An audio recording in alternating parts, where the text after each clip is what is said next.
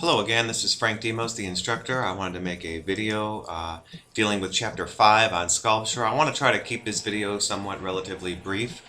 Um, but the opening of Chapter 5 introduces you to, some basic categories or types of sculpture, which is considered more three-dimensional art compared with painting, which is usually always on a flat two-dimensional canvas.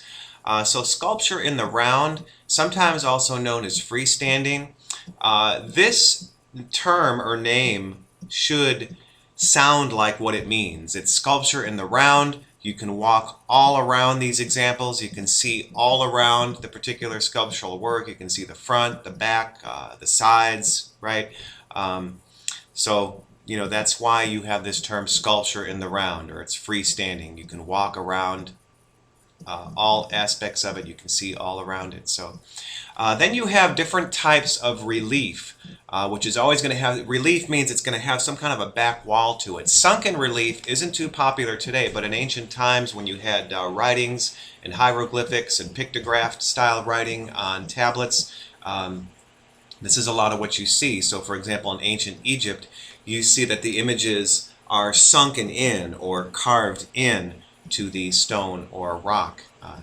And then you have low relief and high relief.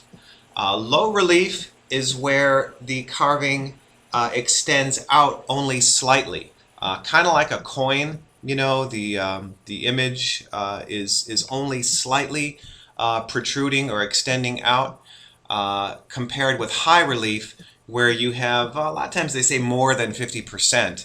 But you can see that these have a back wall, but the image has much more depth. It extends or protrudes out quite a bit, over 50% of the actual image. And one of the things that Chapter 5 focuses on is the human body, and we'll look at this a little bit more. You can see I have a PowerPoint. So in ancient Greece is where they really started mass production of the female figure and the male figure. And again, a lot of times where these were used would be in oracles and in temples and so on, but the most common area these were used is grave markers to commemorate what that person looked like when they were in their ideal prime state of life, usually between the ages of 18 and 21. So you start to have this really mass production of ordinary people. Again, I would note these are not images of gods and warriors and things like that, but just your average mortal who is worthy of commemoration and idealization.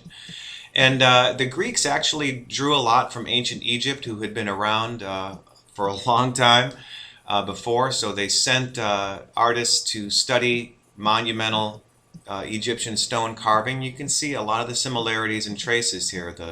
A lot of people note that the body language and body posture is very similar. They're very stiff and formal, rectangular. The arms are close to the body. You don't have to carve out all that much stone in between. You also have, interestingly, the left foot striding forward. That's another convention that's borrowed from ancient Egypt.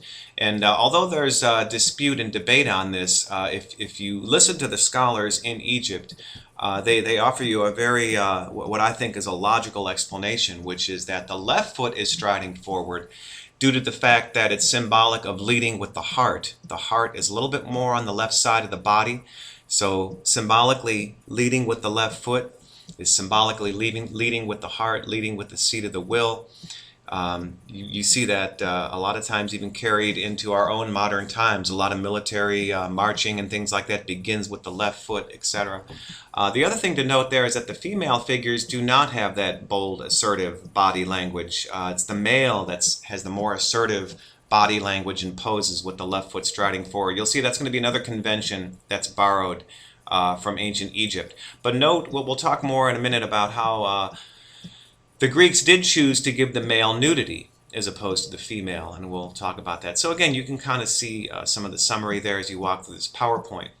And it's this focus on making human anatomy more realistic and three-dimensional and precise. This is where Greek art really takes off in a new, unique direction compared with other cultures and societies around the Near East and the Mediterranean is you can see this focus on getting the proportions more accurate and more refined. Of course, this goes with more precise instruments like iron chisels, but also there's a focus of the technique by the sculptor that gets refined and improved. You can see that the ears are much more delicately carved out, the space behind the ear. Same thing with the eyes. These look very big and geometric and oval shaped. So you can see this refinement moving forward becomes more precise with capturing the realistic dimensions of human anatomy. Again, just the abstract lines for a six-pack here. You have much more of the true muscle definition. Same thing with the feet and the kneecaps. I mean, these look very abstract and geometric, much more refined as you move it forward. So again, and the female is typically more, whereas the male, the focus is on the anatomy, the female is left clothed. And additionally, you can see that these sculptures, especially the females, were also painted as a decorative aspect. So you see the kind of recreation of what the female sculpture here would have looked like, a couple thousand years ago, with the sunshade, the offering, the dress more painted and decorated, and so on. And so that was typically usually the deal, is that the female had more emphasis on the ornamentation of the hair, the braids, the dress, the jewelry, whereas the male, the focus was on the anatomy. And the explanation that we understand behind why the male is given nudity is that the male is considered in the ancient Greek culture is the more universal symbol of humanity, standing free and proud and naked before the world. It was a more conservative culture, obviously, and so it was considered not appropriate to give the female any nudity. It would take several hundred years in the Greek culture, actually, before you had a female nude break out, because it was just against the conventions of the culture. And what I want to really direct people to is some of the scaling system. This is not one that is important to remember, but basically a very primitive basic scaling system would be to make the length of the body 7 times the head. So another thing I like to say with this is that when you think about sculptures, I think a lot of times in our culture especially, we take for granted just so many things with the technology we have available and accessible to us. Keep in mind that these sculptures had to be subtracted from 1 block of stone. You couldn't miss on the proportions and then add in the legs later or piece them together. If you missed on the proportions of the arms or something, you had to start all over again. There was no way of gluing or piecing things together. So all of these masterpieces that you see from the ancient times, the ancient world, all the way up through the Renaissance, Michelangelo's David, the 16, 17, 1800s, these were all handcrafted by sculptors who carved away and chipped away and subtracted from 1 block of stone. So again, there's a great video on the course website here that kind of gives you a little tutorial on the process. So I think very much under the radar, we take so many things for granted today. So this also connects now with understanding scaling systems, where sculptors would come to use what's known as the golden ratio, this 1.618, and this would become the understood ideal proportions in the human body. We'll see that it's found everywhere in nature, but most importantly the human body. So if you take the ratio of the navel to the feet, compare that to the length of the navel to the top of the head, that ideal proportion is roughly 1.618 to 1. There's also smaller subdivisions, navel to the neck. Compare that length to from the neck to the top of the head, 1.618 to 1, and so on. We'll direct you to a video that really gets at this. But this golden ratio is also said to be found in nature, and this rectangle that's generated, again, the ratio of the longer side to the shorter side, 1.618 to 1.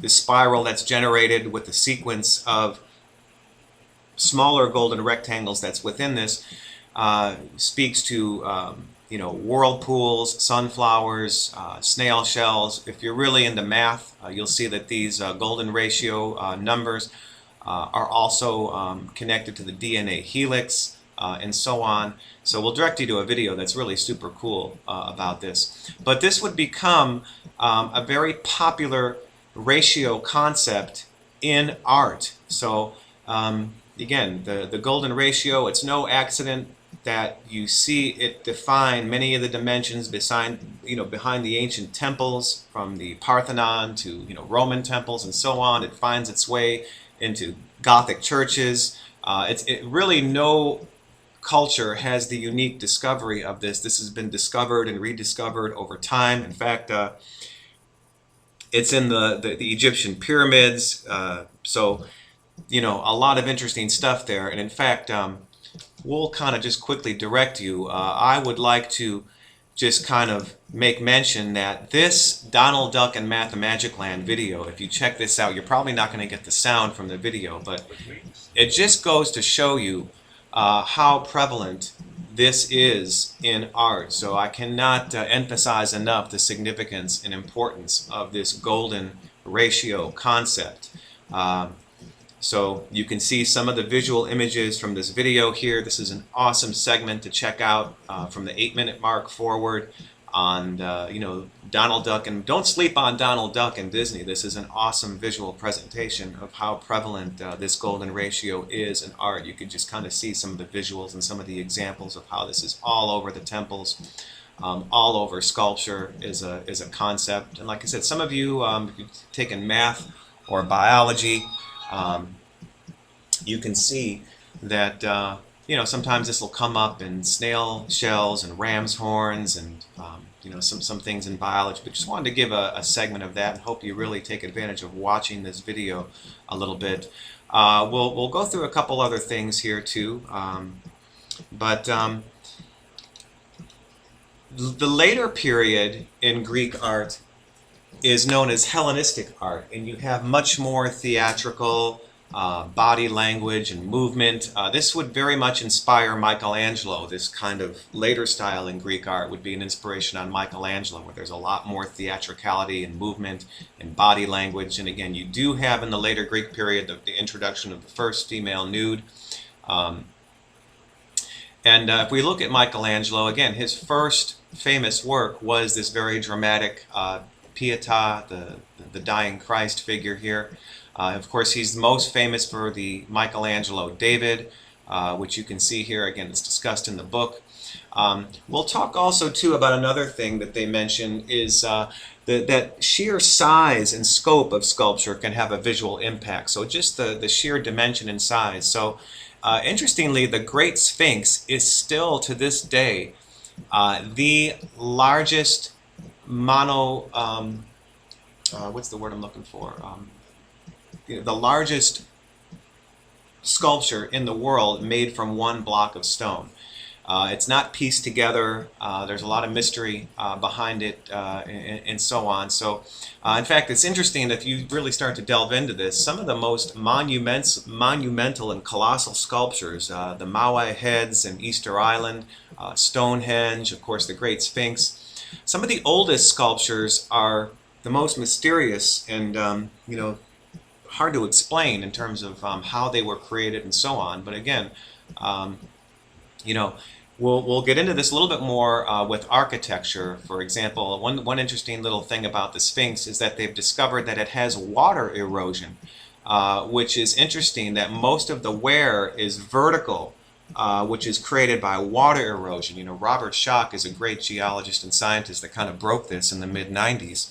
And, it would seem to suggest even possibly that the Sphinx is maybe even older than what we normally date it. Because Egypt for, 3000, 4000 BC was, by that time, was a desert. So you maybe have to trace some of the origins back to where it maybe survived, torrential rainfall when the North African region was green and maybe had more torrential rainfall and so on. But interesting geological fact that the Sphinx has more vertical fissures from water erosion.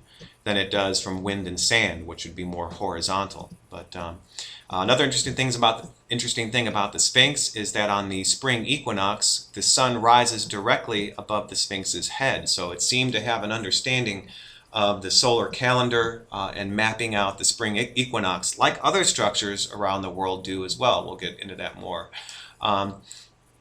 in the architecture section, you know. But other things as far as colossal sculpture, I know people are aware of it in Amarillo, the giant feet, obviously the big cowboy, Cadillac Ranch. These are some large sculptures from around the world. You see other ones that just by their sheer size have an impact. These are some other fun ones from around the world. And I would encourage you too, just to have some fun. If you look at this website, this is a cool little website of some of the great, you know, kind of interesting, amazing sculptures from around the world. You can kind of look at some of these for yourself and, you know, just look in awe and amazement of some of these great works that have been done that are really unique. And so, again, have fun with this unit. And as always, any questions, feel free to email. And I hope everyone is having a great time. Thank you.